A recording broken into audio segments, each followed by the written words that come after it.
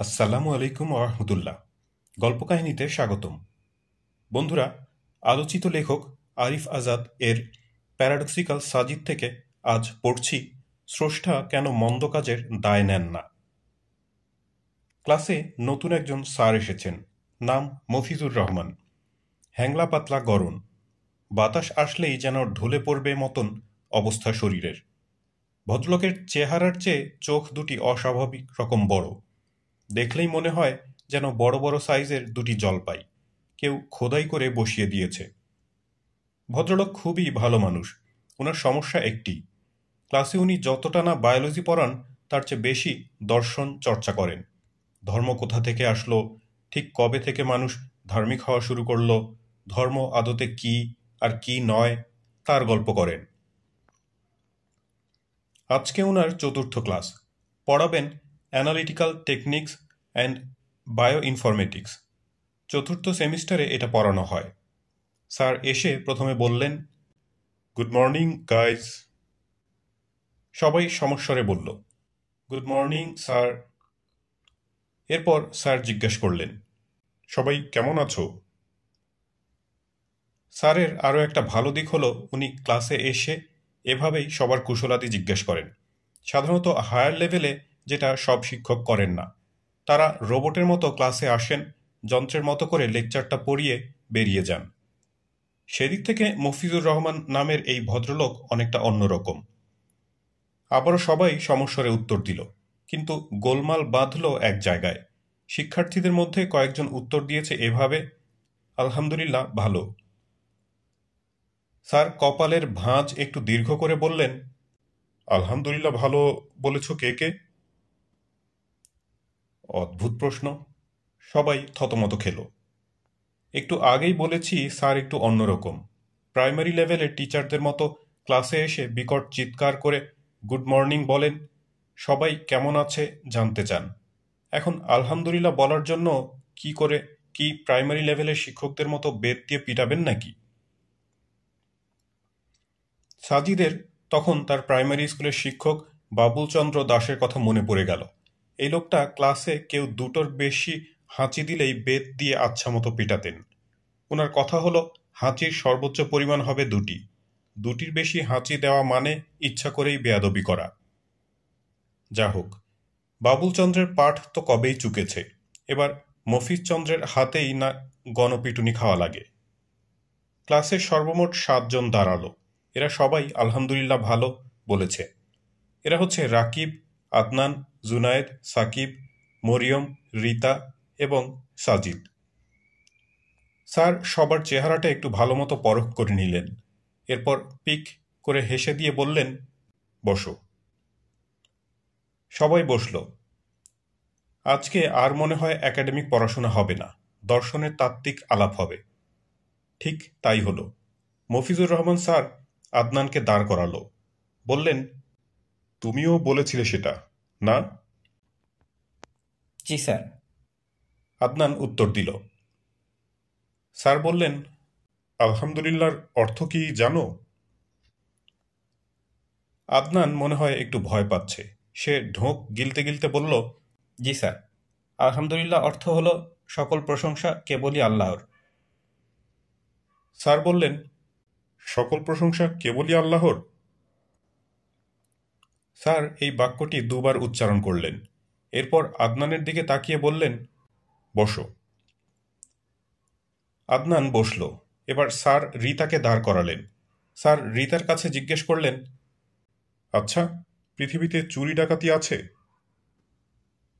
রিতা বলল, আছে। খুন খারাপি, রাহাজানি, ধর্ষণ? জি আছে। কথা দিয়ে কথা না রাখা, মানুষকে ঠকানো, লোভ, লালসা, এইসব? জি আছে। এগুলো কি প্রশংসাযোগ্য? না। তাহলে মানুষ একটি ভালো কাজ করার পর তার সব প্রশংসা যদি আল্লাহর হয়, মানুষ যখন চুরি ডাকাতি করে, লোক ঠকায়, খুন খারাপি করে, ধর্ষণ করে, তখন সব মন্দের ক্রেডিট আল্লাহকে দেয়া হয় না কেন? উনি প্রশংসার ভাগ পাবেন কিন্তু দুর্নামের ভাগ নিবেন না, তা কেমন করে হয়? রিতা মাথা নিচু করে চুপ করে আছে। স্যার বললেন, এখানেই ধর্মের ভেলকিবাজি। ঈশ্বর সব ভালোটা বুঝেন, কিন্তু মন্দটা থেকে নিজেকে গুটিয়ে রাখেন। আদতে ঈশ্বর বলে কেউ নেই। যদি থাকতো তাহলে তিনি এরকম একচোখা হতেন না। বান্দার ভালো কাজের ক্রেডিটটা নিজে নিয়ে নিবেন, কিন্তু বান্দার মন্দ কাজের বেলায় বলবেন, উহু, ওইটা থেকে আমি পবিত্র, ওইটা তোমার ভাগ। স্যারের কথা শুনে ক্লাসে যে কজন নাস্তিক আছে তারা হাততালি দেওয়া শুরু করলো। সাজিদের পাশে যে নাস্তিকটা বসেছে সে তো বলেই বসল, মফিজ স্যার হলেন আমাদের বাংলার প্লেটো। স্যার বলেই যাচ্ছেন ধর্ম আর স্রষ্টার অসারতা নিয়ে। এবার সাজিদ দাঁড়ালো। স্যারের কথার মাঝে সে বলল, স্যার, সৃষ্টিকর্তা একচোখা নন। তিনি মানুষের ভালো কাজের ক্রেডিট নেন না। তিনি ততটুকুই নেন যতটুকু তিনি পাবেন। ঈশ্বর আছেন। স্যার সাজিদের দিকে একটু ভালো মতো তাকালেন, বললেন, শিওর?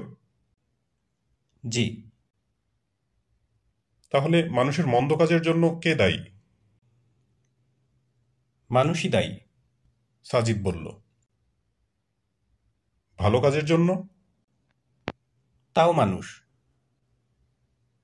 স্যার এবার চিৎকার করে বললেন, এক্স্যাক্টলি, এটাই বলতে চাচ্ছি। ভালো মন্দ এসব মানুষেরই কাজ। সো এসব ক্রেডিটই মানুষের। এখানে স্রষ্টার কোনো হাত নেই। সো তিনি এখান থেকে না প্রশংসা পেতে পারেন না তিরস্কার।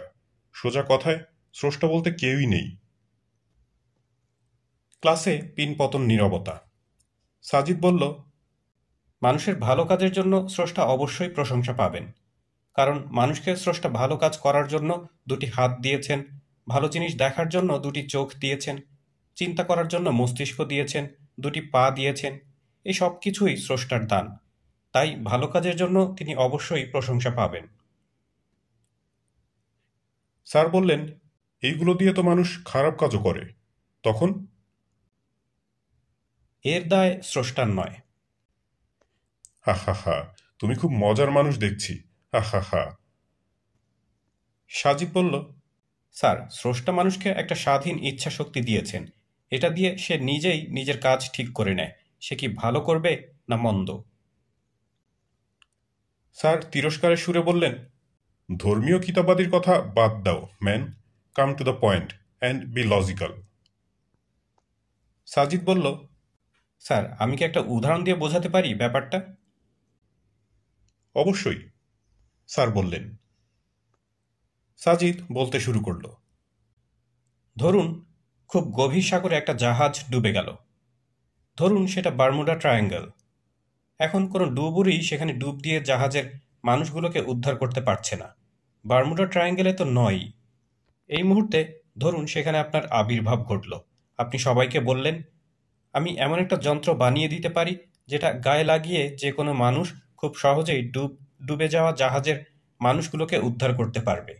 ডুবুরির কোনো রকম ক্ষতি হবে না। স্যার বললেন, তো? ধরুন আপনি যন্ত্রটি তৎক্ষণাৎ বানালেন এবং একজন ডুবুরি সেই যন্ত্র গায়ে লাগিয়ে সাগরে নেমে পড়ল ডুবে যাওয়া মানুষগুলোকে উদ্ধার করতে। ক্লাসে তখন একদম পিনপতন নীরবতা। সবাই মুগ্ধ শ্রোতা, কারো চোখের পলকই যেন পড়ছে না। সাজিদ বলে যেতে লাগলো, ধরুন ডুবুরিটা ডুব দিয়ে ডুবে যাওয়া জাহাজে চলে গেল। সেখানে গিয়ে সে দেখল মানুষগুলো হাঁসফাঁস করছে। সে একে একে সবাইকে একটা করে অক্সিজেনের সিলিন্ডার দিয়ে দিল এবং তাদের একজন একজন করে উদ্ধার করতে লাগলো।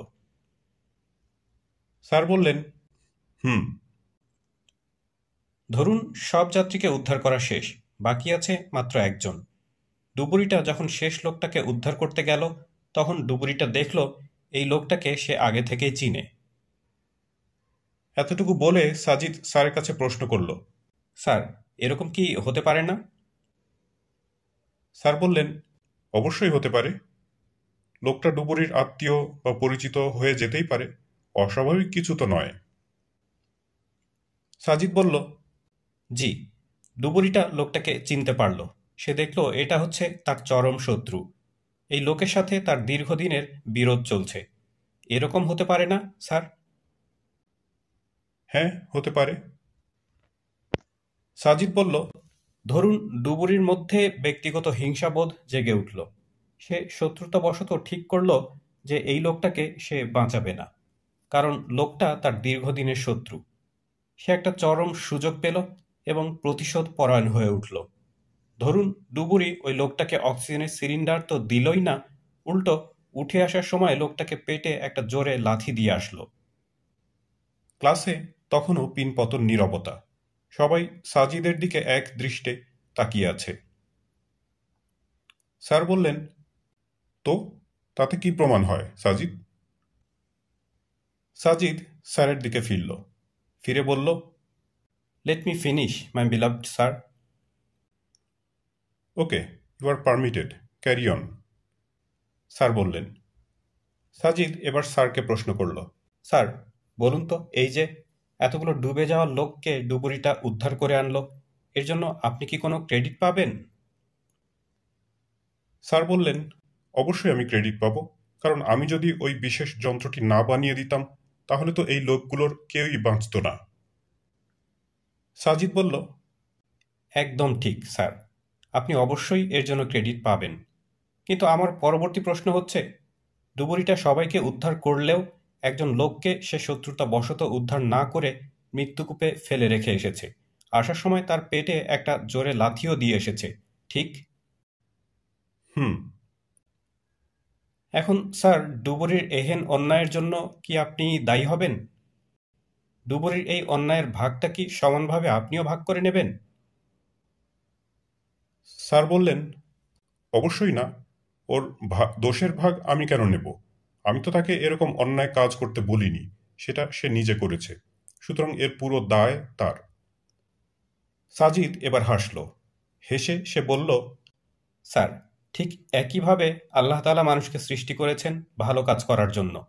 আপনি যেরকম ডুবুরিকে একটা বিশেষ যন্ত্র বানিয়ে দিয়েছেন, সেরকম সৃষ্টিকর্তাও মানুষকে অনুগ্রহ করে হাত, পা, চোখ, কান, নাক, মুখ, মস্তিষ্ক এসব দিয়ে দিয়েছেন।